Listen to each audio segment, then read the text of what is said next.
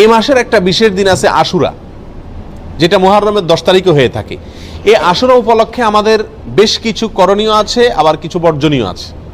করণীয় কাজ কি সে বিষয়ে বলার আগে বলতে চাই, নবী করিম সাল্লাল্লাহু আলাইহি সাল্লাম মক্কা থেকে যখন মদিনায় হিজরত করে আসলেন, তিনি দেখলেন যে মদিনার মানুষেরা, ইহুদিরা, মদিনায় ইহুদিদের বসবাস ছিল, তাদেরকে তিনি দেখতে পেলেন যে তারা আশুরার দিন অর্থাৎ মুহররমের 10 তারিখে রোজা রাখে।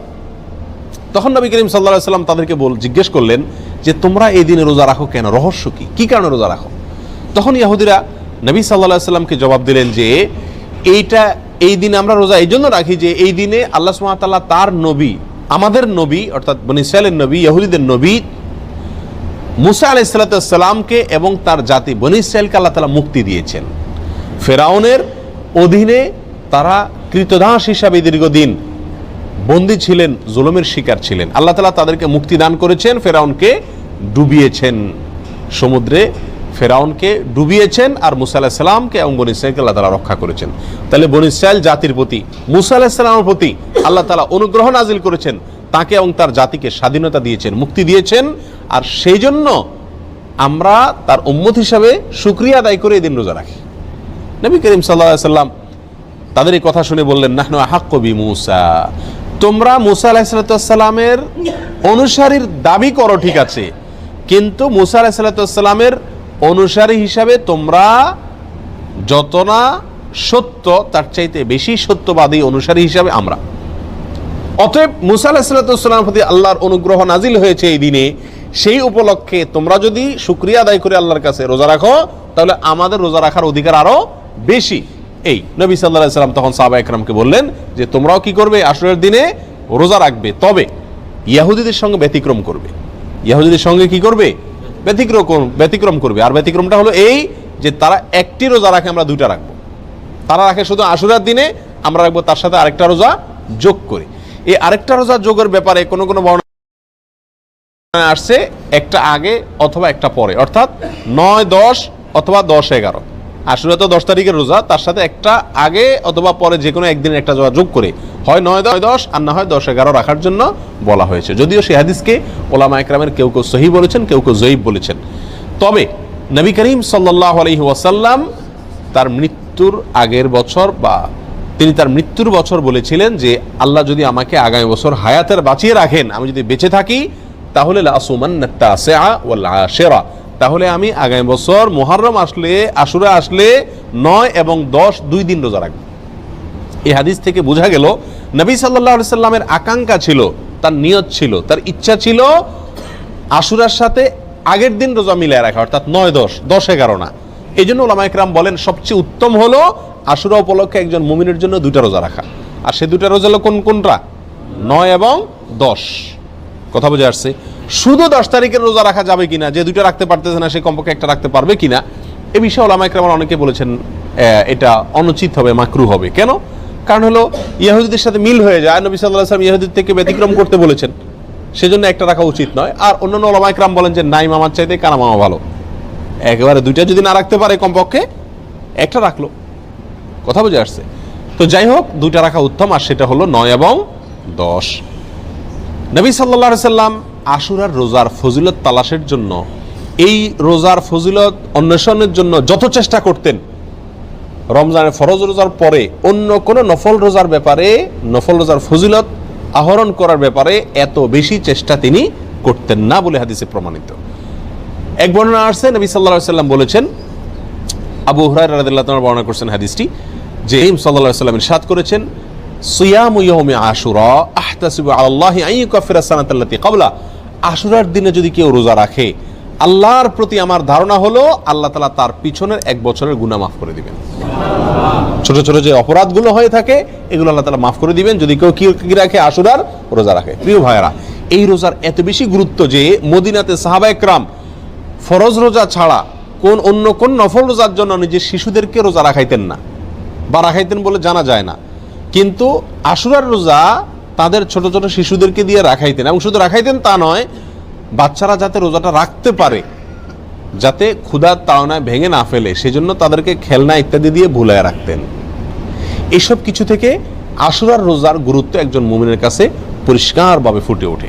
এই জন্য ভাই, মুহররমের 10 তারিখে আমরা কি রাখবো? ইনশাআল্লাহ রোজা রাখবো, আর তার সাথে 9 তারিখ মিলিয়ে রাখবো। বাংলাদেশে যারা আছেন তারা বাংলাদেশের আকাশে যেহেতু একদিন পরে চাঁদ দেখা যায় সৌদি আরবের পরে, আমাদের ভৌগোলিকভাবে আমাদের অবস্থানের কারণে একদিন পরে যেহেতু আমাদের আকাশে চাঁদ দেখা যায়, সেহেতু আমরা এদেশের একদিন পরেই সাধারণত কি রেখে থাকি? আপনার আশুরা রোজা রেখে থাকি। আল্লাহ তাআলা আমাদের সকলকে আমলটা করার তৌফিক দান করেন। প্রিয় ভাইরা, এই ঘটনা থেকে, এই আলোচনা থেকে আমরা জানতে পারলাম আশুরা এটা একটি বিজয়ের দিন। আশুরার দিনটা একটা কিসের দিন? বিজয়ের দিন, একটা মুক্তির দিন। কার মুক্তির দিন? মুসা আলাইহিস সালামের। কার বিজয়ের দিন?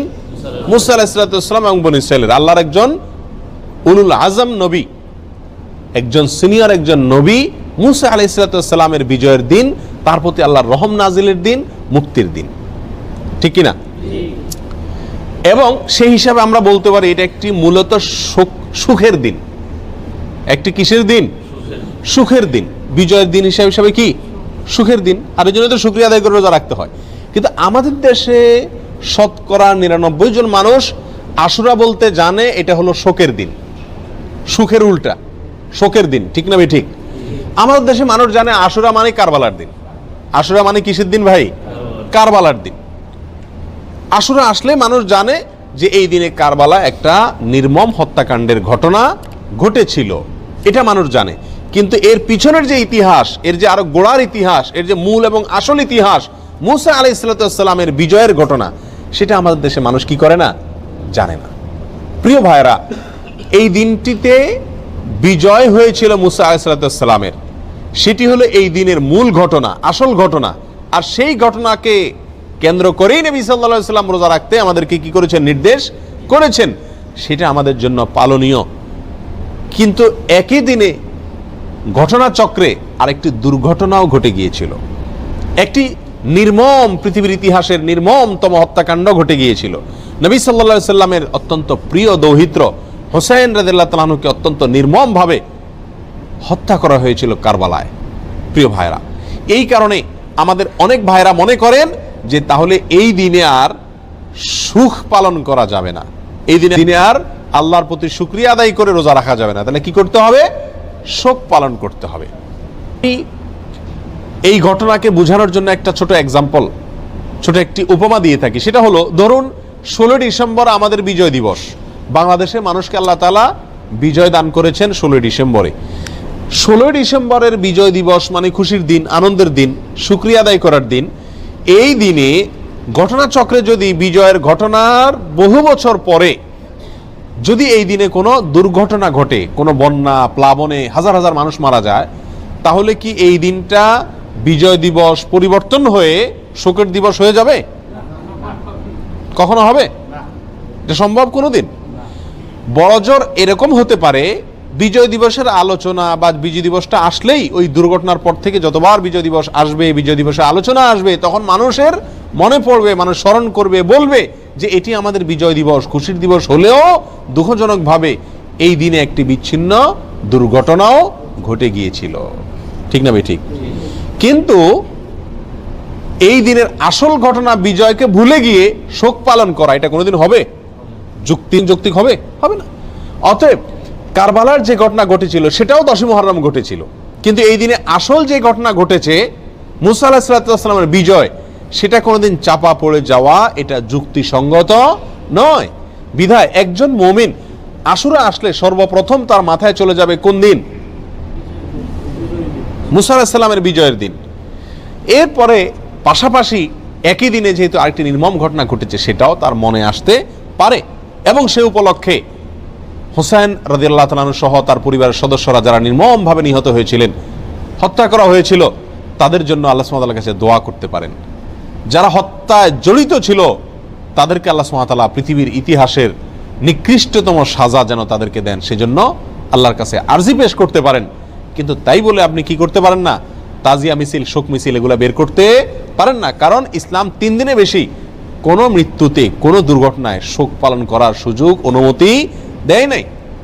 অতএব রাজনৈতিক আপনার বিভিন্ন দলগুলো তাদের শোক পালন করে থাকে বছরকে বছর, যুগ যুগ ধরে, সেটা ভিন্ন বিষয়। কিন্তু ইসলামী শরীয়তে কোনো মানুষের মৃত্যুর পরে 3 দিনের বেশি শোক পালন করার কোনো সুযোগ, অনুমোদন নাই। প্রিয় ভাইরা, অতএব আশুরা উপলক্ষে প্রথম আমাদেরকে খেয়াল রাখতে হবে যে আমাদের ধারণাটাকে পরিবর্তন করতে হবে। এই দিনটি কারবালার দিন নয়, এই দিনটি হলো মুসা আলাইহিস সালামের বিজয়ের দিন, পাশাপাশি কারবালার ঘটনাও ঘটেছে। আল্লাহ তাআলা আমাদেরকে সঠিকটা বুঝার তৌফিক দান করেন। প্রিয় ভাইয়েরা, এখন আমরা এই দিনে কি আসলে যেহেতু দুইটা ঘটনায় ঘটছে, কোনটাকে আমরা বড় করে দেখব? মুসা আলাইহিস সালামের বিজয়কে বড় করে দেখব, নাকি হোসেন রাদিয়াল্লাহু তাআলা আনহুর মৃত্যুকে, শাহাদাতকে, শোকের দিনটাকে, শোকটাকে বড় করে দেখব? কোনটাকে বড় করে দেখব? মুসা আলাইহিস সালামের বিজয়টাকে বড় করে দেখব। কেন? দুই কারণ। নাম্বার এক, মুসা আলাইহিস সালামের বিজয়ের খবর দিয়ে গেছেন মুহাম্মদ সাল্লাল্লাহু আলাইহি সাল্লাম, এবং তিনি ওই বিজয় পালন করা, রোজা রাখার মাধ্যমে সেই বিজয় পালন করার জন্য আমাদেরকে শিক্ষা দিয়ে গেছেন। ঠিক না ঠিক? শুকরিয়া আদায় করার জন্য রোজা রাখার আদর্শ তিনি রেখে গেছেন। তার আদর্শ পরিবর্তন হওয়ার কোনো সুযোগ আছে? আল্লাহ সুবহানাহু ওয়া তাআলা বলেছেন, আল ইয়াউমা আকমালতু লাকুম দীনাকুম ওয়া আতমামতু আলাইকুম নি'মাতি ওয়া রাদিতু লাকুমুল ইসলামা দীনা। তোমাদের প্রতি আজ আমি ইসলামকে পরিপূর্ণ, আমার নিয়ামতকে পরিপূর্ণ করে দিয়েছি। ইসলামের মধ্যে নবী সাল্লাল্লাহু আলাইহি সাল্লামের ইন্তেকালের পরে, তার মৃত্যুর পরে আর কোনো জিনিস যোগ হওয়া অথবা বিয়োগ হওয়ার কোনো সুযোগ নাই। অতএব নবী সাল্লাল্লাহু আলাইহি সাল্লামের মৃত্যুর বহু বছর পরে কারবালার ঘটনা ঘটেছে, বিধায় কারবালার ঘটনাকে কেন্দ্র করে কোনো কর্মসূচি যদি দিতে হয়, একই দিনে নবী সাল্লাল্লাহু আলাইহি সাল্লামের কর্মসূচি থাকে, দেওয়া কর্মসূচি থাকে, তাহলে কোনটা অগ্রাধিকার পাওয়ার কথা? নবী সাল্লাল্লাহু আলাইহি সাল্লামের দেওয়া কর্মসূচি, তার শেখানো বাতানো আমলের অগ্রাধিকার হওয়া যুক্তির দাবি। ঠিক না ঠিক? প্রিয় ভাইয়েরা, অতএব এই দিনে আমাদের যে ভুল একটি কালচার আমাদের সমাজে প্রচলিত আছে, সেটা হলো এই দিন উপলক্ষে আমাদের সমাজে সবচেয়ে বড় ভুল, এই দিন উপলক্ষে সবচেয়ে বড় ভুল হলো যে এই দিনটাকে আমরা মনে করি কারবালার দিন। এই দিনটার আসল ইতিহাসটাকে আমরা জানি না। প্রিয় ভাইরা, এর পিছনে আমাদের মিডিয়ার বিশাল বড় ভূমিকা। আমাদের দেশে যে সমস্ত মিডিয়া আছে, সেটা প্রিন্ট মিডিয়া হোক আর ইলেকট্রনিক মিডিয়া হোক, এই সব মিডিয়াগুলো সব সময় দেখবেন সুন্নাহকে কখনো এরা প্রচার করে না, সবসময় বিদআতকে ফলাও করে এবং প্রচার করে, সুন্নাহকে দমিয়ে রাখার চেষ্টা করে মিডিয়াগুলো।